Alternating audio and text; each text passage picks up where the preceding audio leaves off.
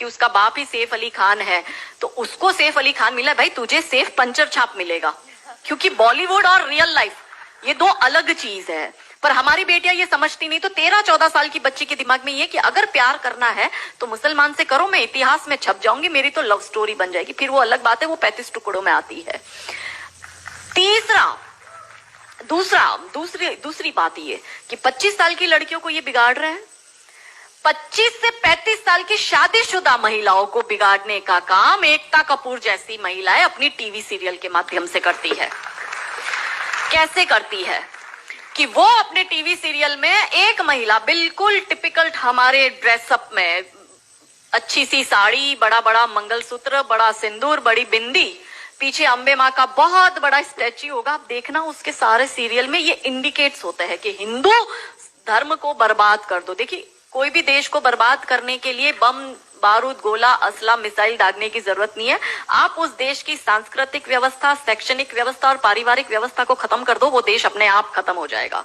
यही षड्यंत्र चल रहा है। तो इस देश में महिलाओं और बेटियों के दिमाग को खराब कर दो, क्योंकि हम परिवार व्यवस्था में समझते हैं। तो जो बेटी हमारी आज हमारे घर की बेटी, वो किसी के घर की बहू बनेगी और वो दो परिवारों को जोड़ती है, तो उन परिवारों को बर्बाद करने का षड्यंत्र चल रहा है। तो होता क्या है, दिखाएंगे क्या सीरियल में? प्यार एक से करेगी, शादी दूसरे से करेगी, फिर जीवन में कोई तीसरा आएगा, दूसरा मर जाएगा, फिर चौथा पसंद आएगा, फिर दूसरा जो मर गया वो जिंदा हो जाएगा, फिर कंफ्यूज हो जाएगी चौथे के साथ जाओ कि दूसरे के साथ जाओ।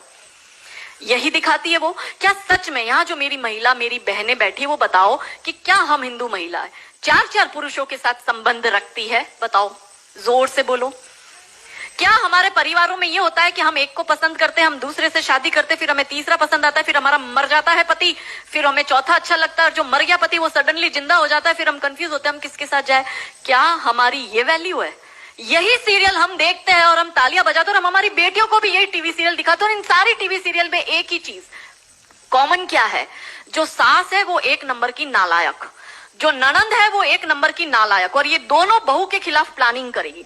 तो अब जो वनरेबल बेटी अपनी माँ के साथ वो टीवी सीरियल देख रही है, उसका दिमाग कैसे खराब होता है, उसको पहले से ही, जैसे अनकॉन्शियस माइंड में चीजें कैसे काम करती है, उसको दिमाग में पहले ही बैठ जाएगा कि मेरी सास भी मुझे ऐसी ही मिलेगी। क्यों हमारे हिंदू परिवार टूट रहे हैं? क्यों आजकल हमारी बेटियों को जॉइंट फैमिली में रहना पसंद नहीं आता है? उसे शादी के दूसरे दिन अलग होना है।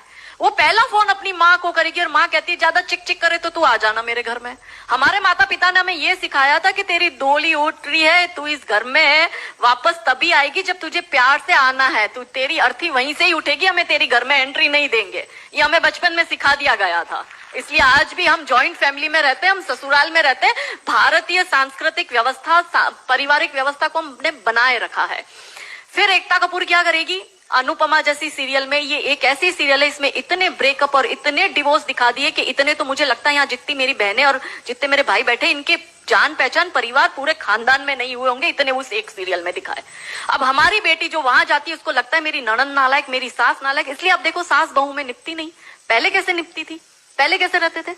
और तीसरा जो मैंने कहा OTT, 35 से 45 वर्ष तक की महिला जो कि वर्किंग विमेन है, जो जॉब करती है, उस महिला को कैसे दिमाग खराब करना है फेमिनिज्म के नाम पर। यदि आप नौकरी कर रही है तो आपको परिवार नहीं चाहिए, आपको पति नहीं चाहिए, आपको सास ससुर नहीं चाहिए, वो सब आपके पैर की जूती, क्योंकि आप वर्किंग विमेन है, आप नौकरी कर रही है। और एक हाथ में दारू का ग्लास, दूसरे हाथ से सिगरेट फूको, अंग्रेजी में बड़ी बड़ी गालियां बको और आप अपने आप को फेमिनिस्ट कहो। क्या ये फेमिनिज्म है? ये फिल्म क्यों नहीं बनाते नायिका देवी पर, दुर्गावती पर, रानी कमलावती पर, रानी चिन्नमा पर, रानी अब्बका पर, रानी लक्ष्मीबाई पर?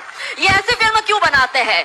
ये बनाए रानी नायिका देवी पर फिल्म के जिसने मोहम्मद गौरी को नपुंसक बनाकर गुजरात से मार के भगाया था और वो 13 साल तक वापस भारत में नहीं आया था। ये इसलिए नहीं बनाएंगे क्योंकि भारत की बेटी को करीना खान बनाकर उसकी कोख से तैमूर और जहांगीर पैदा करवाने हैं। बहुत बढ़िया, बहुत बढ़िया।